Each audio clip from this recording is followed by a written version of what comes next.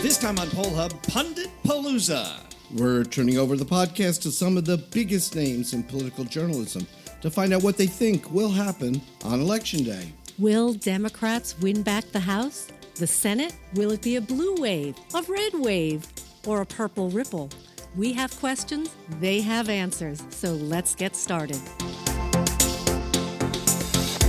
And hi, everybody. Welcome to Poll Hub. I'm J.D. Depper, Director of Innovation here at the Marist Poll. And I'm Lee Mergoff, Director of the Marist College Institute for Public Opinion. And I'm Barbara Carvalho, Director of the Marist Poll. Okay, and joining us to get things rolling, Chuck Todd, NBC News Political Director, Moderator of Meet the Press, host of NTP Daily, and of course, most significantly, honorary degree holder at Marist College. I believe that means I'm a doctor of humanities, right? You gave me my first fake doctor title, right? Okay, so Dr. Chuck Todd, you've been to this dance before. What are your overall expectations going into the midterms? I would say this, I think we're looking at unprecedented turnout, which means we're going to have, I think, less predictable results. I think the trend lines are pointing in a direction that seems to indicate we're headed for some sort of split decision on election night.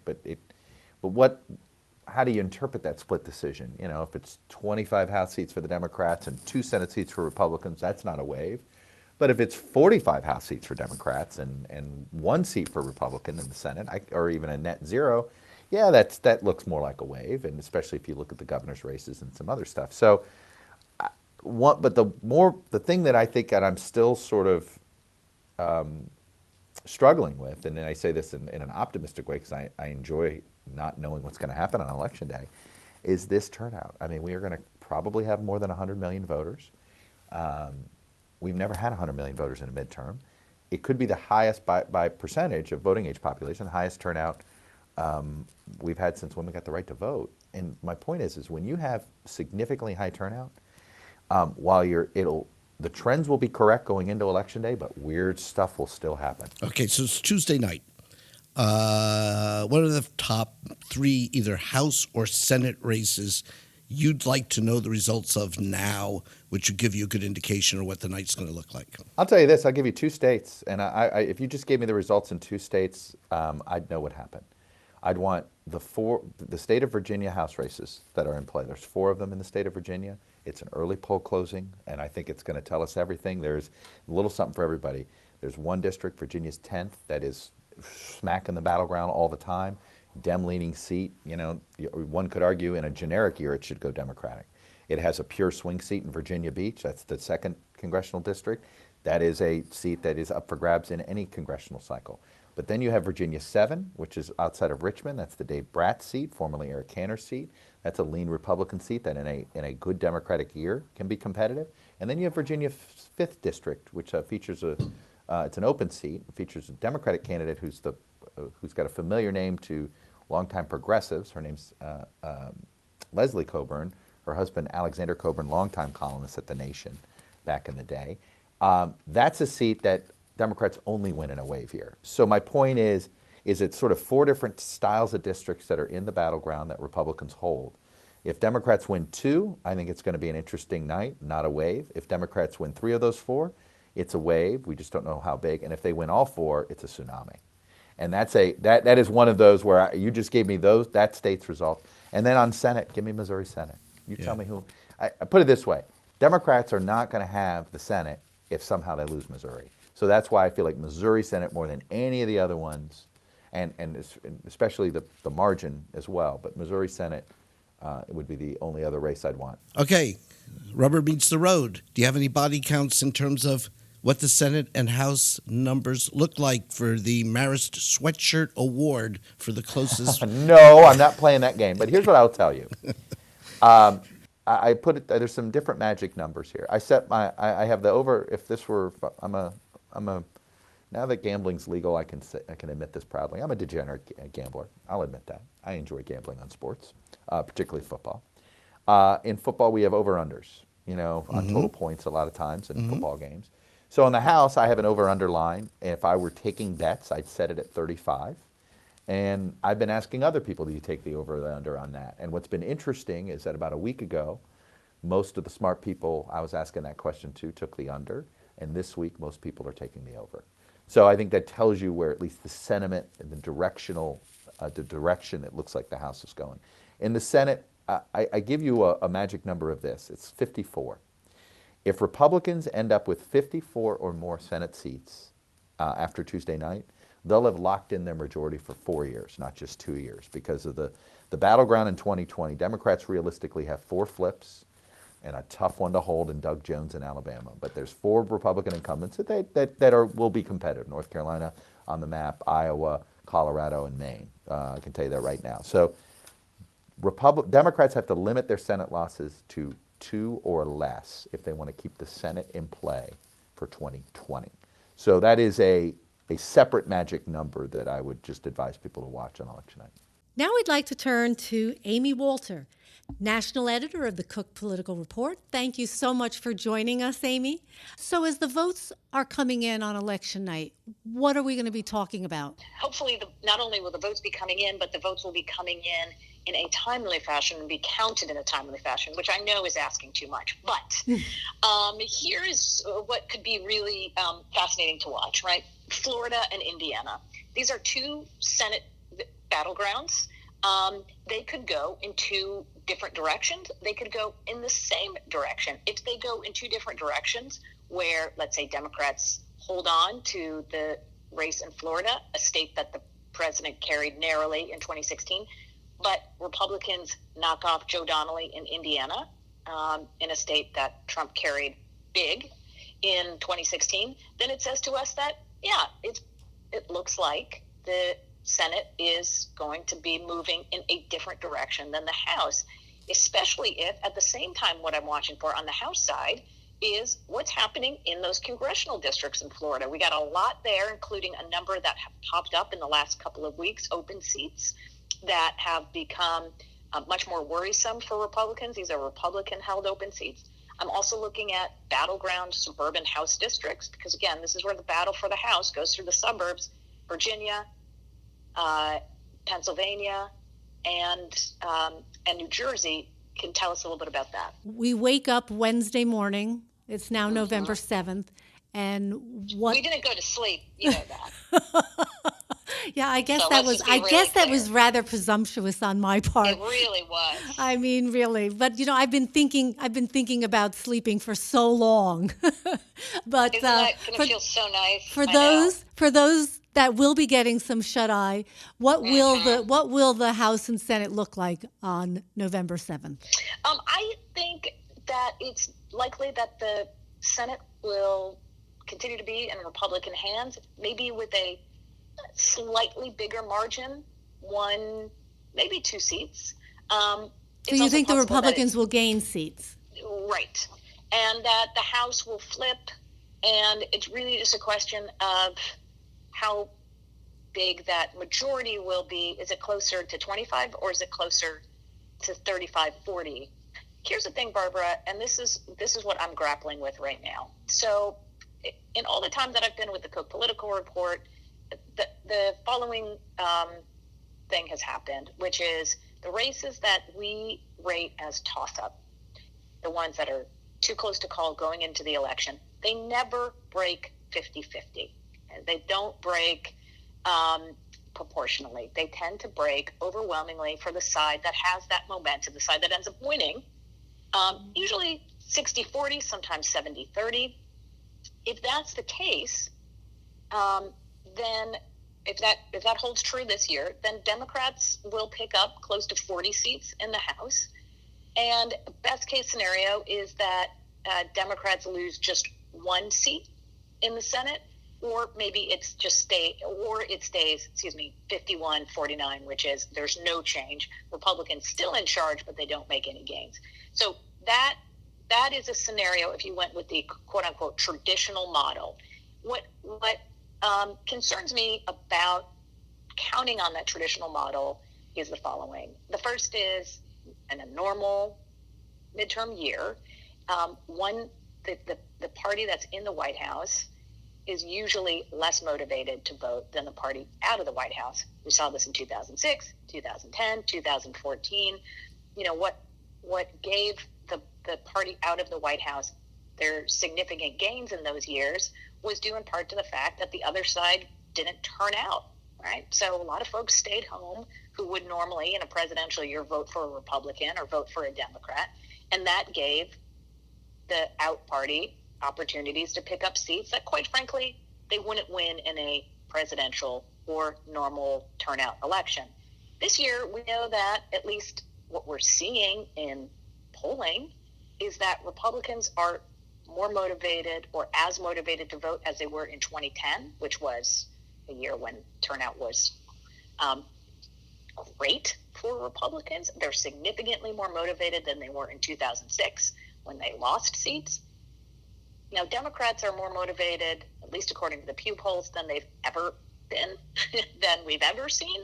So that's going to be very important. And how that enthusiasm is distributed, right? Getting a whole bunch of really excited Republicans in North Dakota is fine. That gets you one Senate seat. But if you're not getting that equal distribution in places like Florida, if you're not getting Republicans fired up to come out and vote in places that are, suburban swing districts, well, that's not going to help you that much on the House. So let's turn to Ron Brownstein, CNN senior political analyst, and also at the Atlantic Media. He's the editorial director for strategic partnerships. This is a guy who's been helping us kind of look at our own polls for a couple years now in different ways.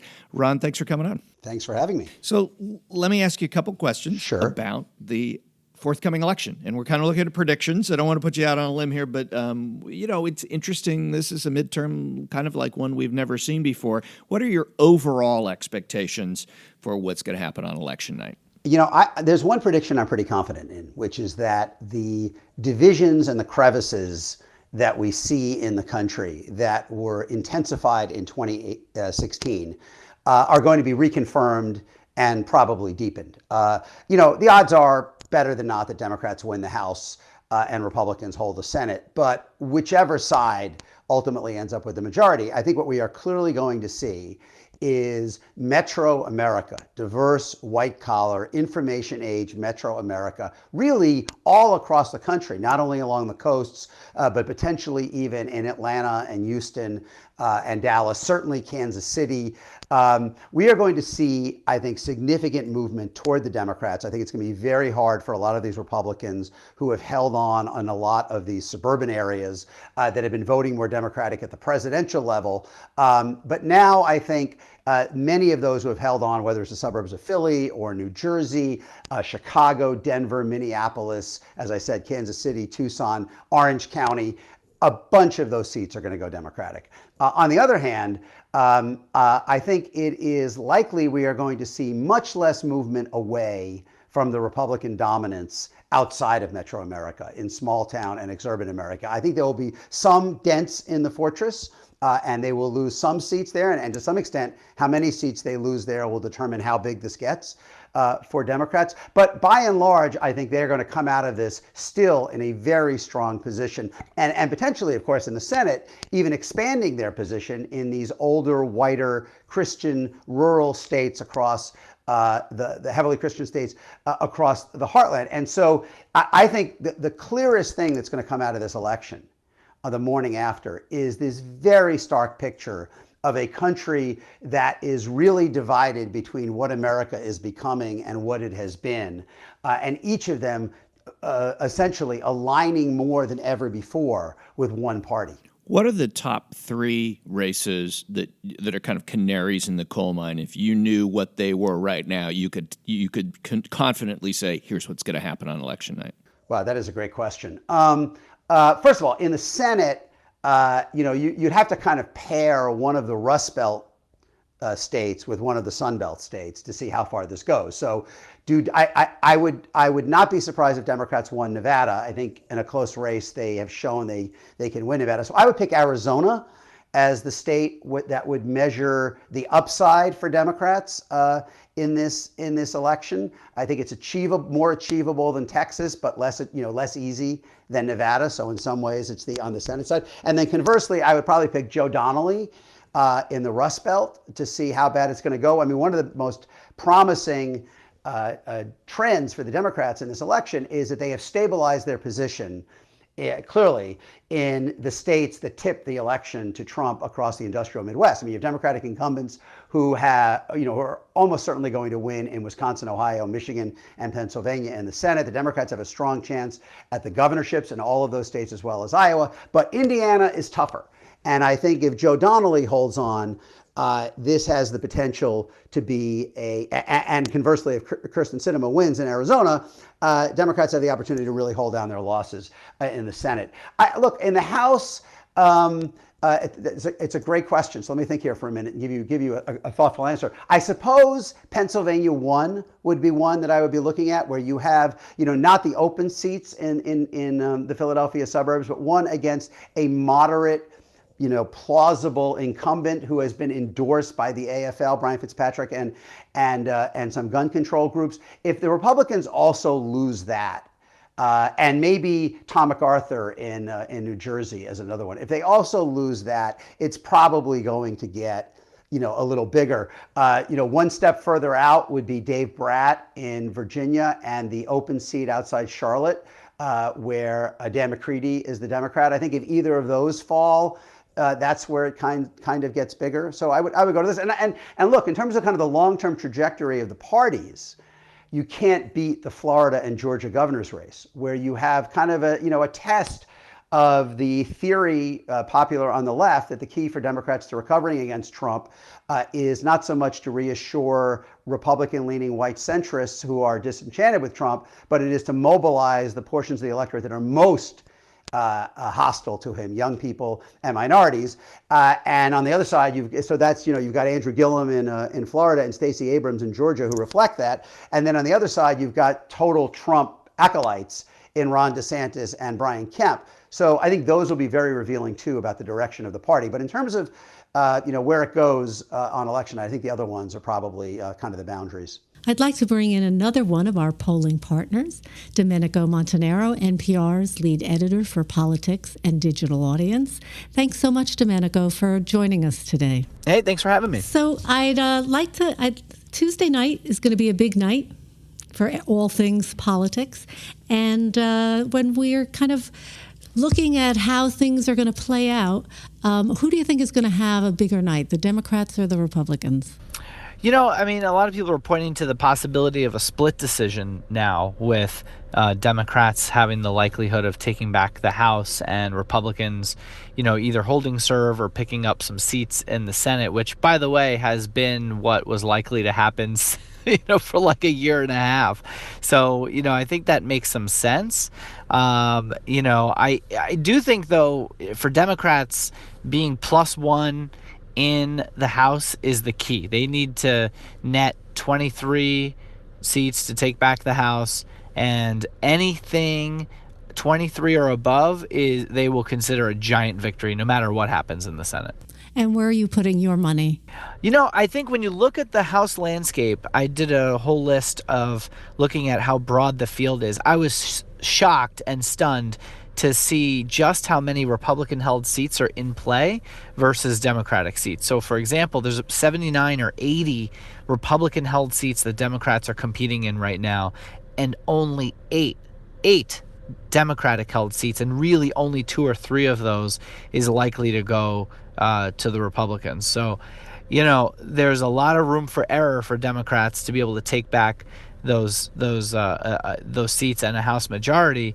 The one caveat is that the seats are all very, very close. Even the ones that are most likely takeovers, the polling in those races right now are very, very tight. And when I talk to the strategists at both committees, they I think that when you talk to the strategists at both committees, that they both lean toward giving it to Democrats for sure. Democrats are pretty confident they're going to take back the House, and Republicans are hoping that they have a narrow path to hold it. So looking at your crystal ball, what do you see as the narrative that we will be talking about as we come out of election night? Well, I think that if there is this split in the Senate and the House. Certainly, President Trump is going to try to say that there was a red wave in the Senate if Republicans are able to pick up a couple of seats. And of course, Democrats are going to say, no, there was a blue wave, there was no red wave, and Democrats took back the House. And either way, that gums up Trump's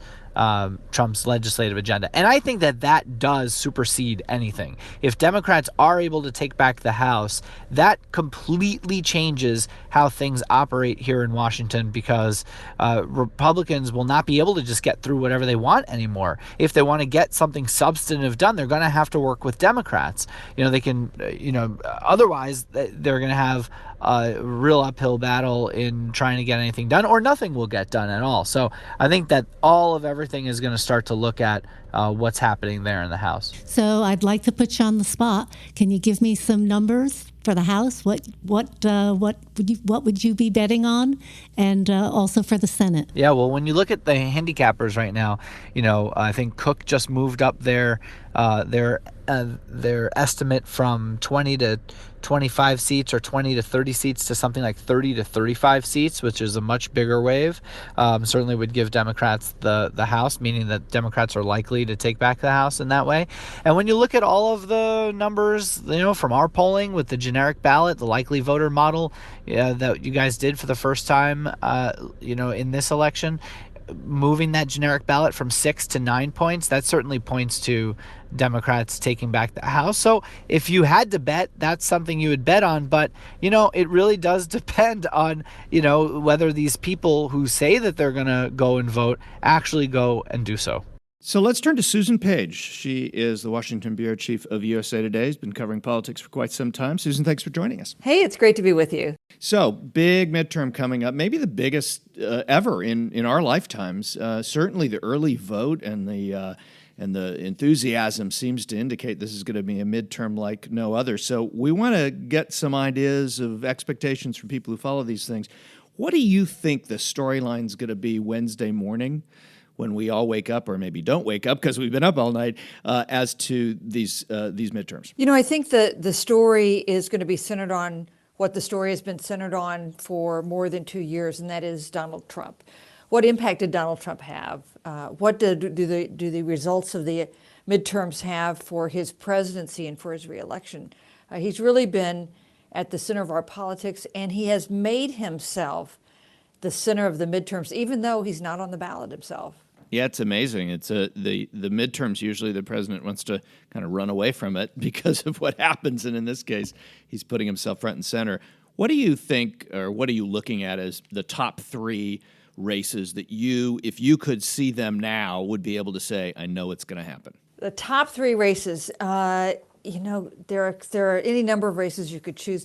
Let me start with one in my home state, which is Kansas. And Kansas is not a state where we usually pay any attention in elections because it's so reliably Republican. But there is a competitive gubernatorial contest there, which is unexpected.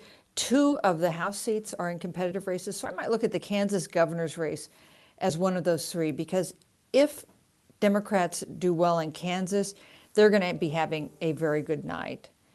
A second race I would look at, I guess, would be Florida.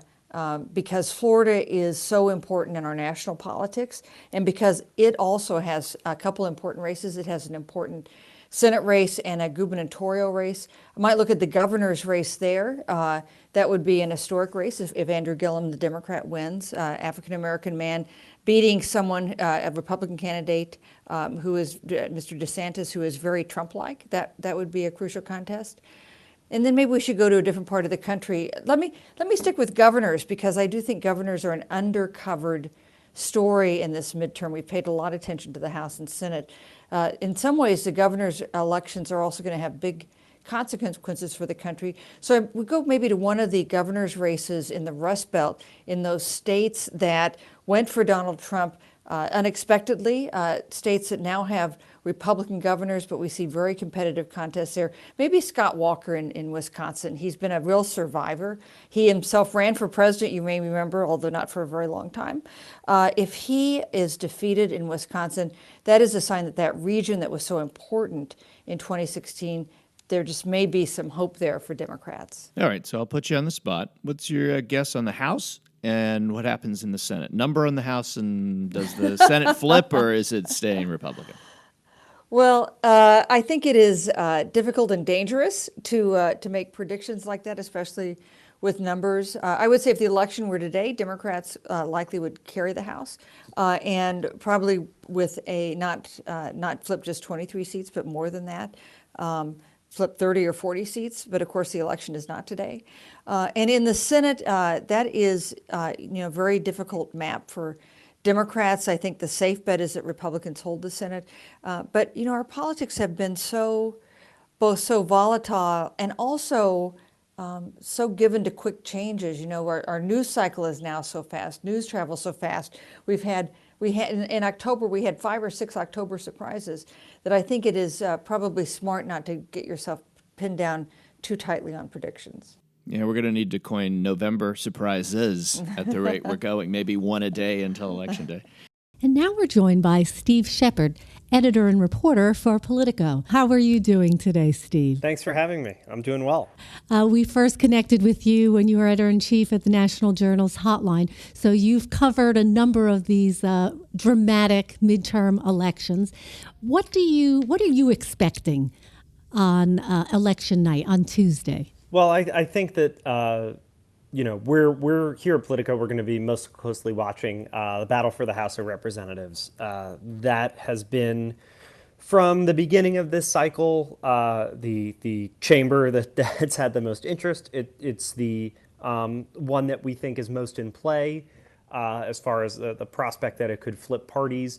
It's also most reflective, I think, of the realignment that we've seen in American politics,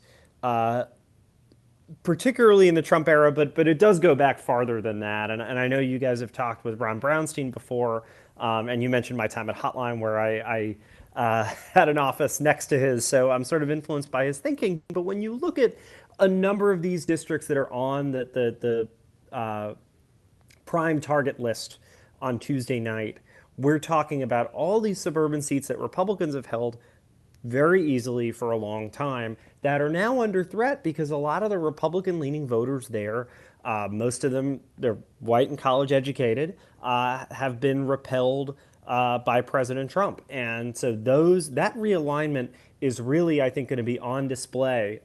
Is it enough for Democrats to wrest control of the House?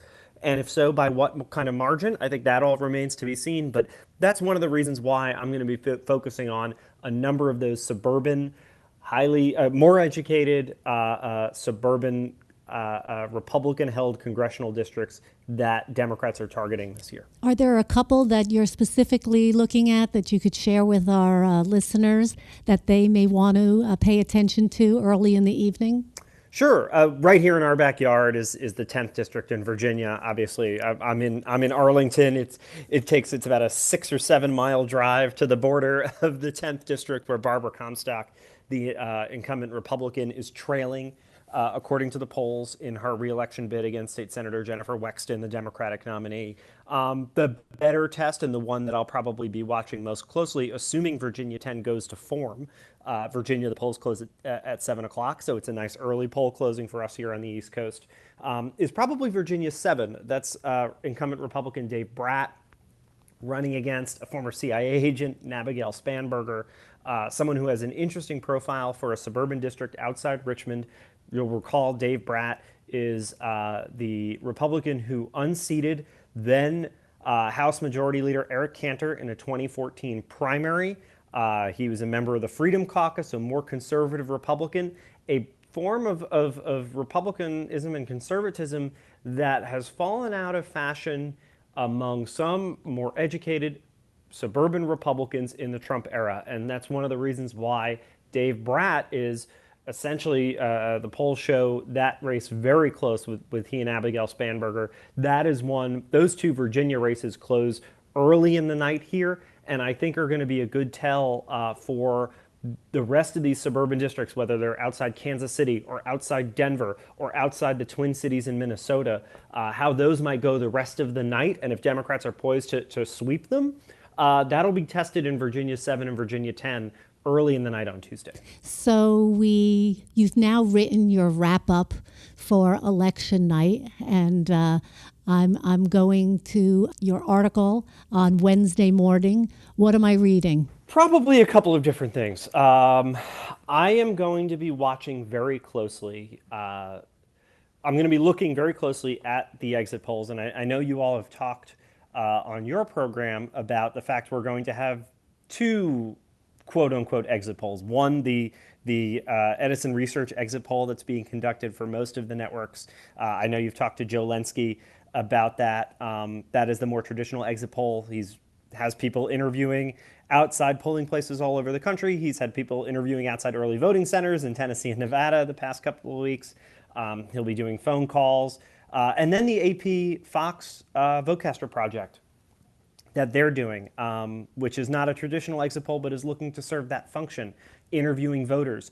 I'm going to be looking at a couple of things there in that data. I'm really interested in how the vote breaks down by Trump approval, and I'm also going to be looking at intensity.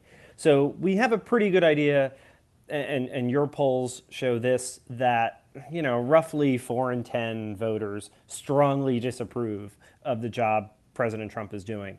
It's a pretty good bet that almost all of them are going to vote for Democratic candidates. We know that closer to 3 in 10 may strongly approve of the job that President Trump is doing. We know most of them are going to vote for Republican candidates. What about those in the middle? What about the somewhat approves and the somewhat disapproves?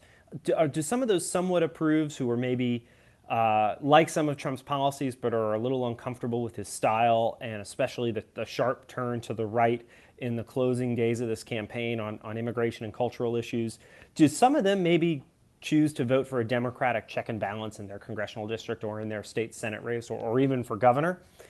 Or do they join up with Republicans? Does the last minute pitch work?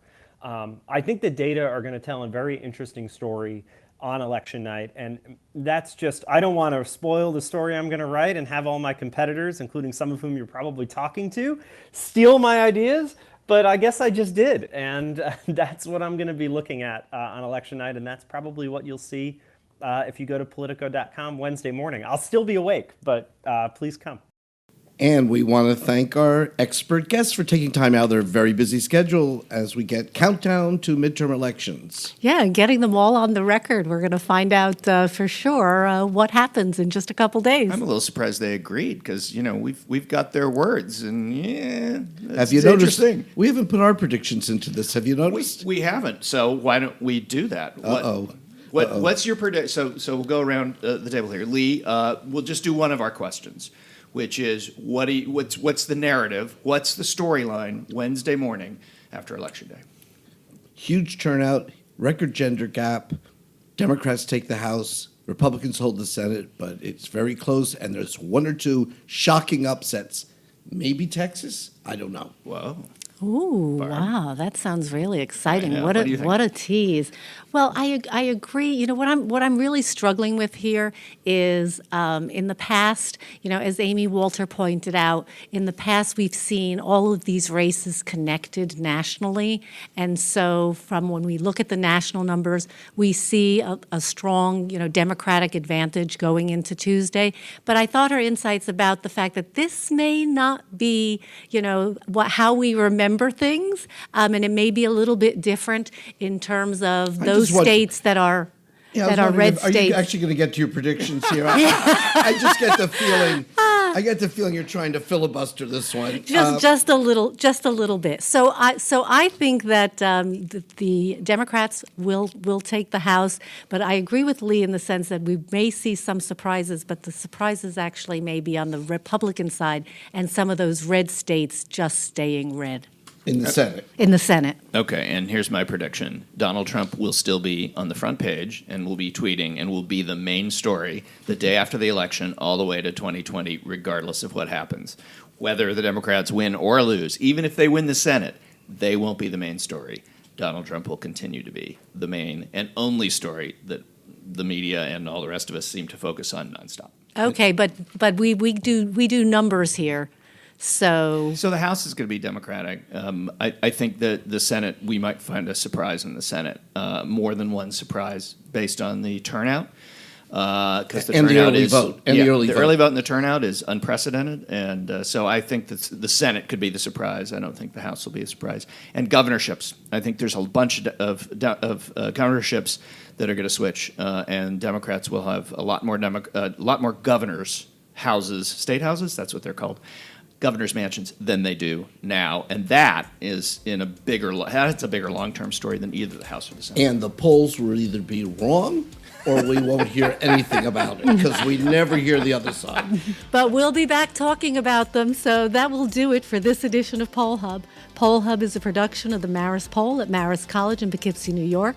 Thank you, Mary Griffith, for putting together this terrific show, our executive producer. Absolutely. But apparently nobody wanted to say no to Mary. We're not surprised. We never do. And then thank you also to Kenny Marples, our editor, who had his work cut out for him. And we would like to thank the archives at the Roper Center. Going to have our annual meeting up very soon and our award dinner. They're from Cornell University, and they provide us with the ability to look back in time. I wish they could look ahead in time on this particular show, but they tell us about survey questions and results that occur over the decades. As always, send your questions. You can do that to pollhub@marist.edu via email. You can reach out on social media. We're at Marist Poll on Twitter, Marist Poll on Facebook. Don't forget to subscribe, and we will be back, and we're going to report on what happens in the election based on what all these predictions were, including our own. We are holding our feet and our guests' feet to the fire, and it's going to be fun.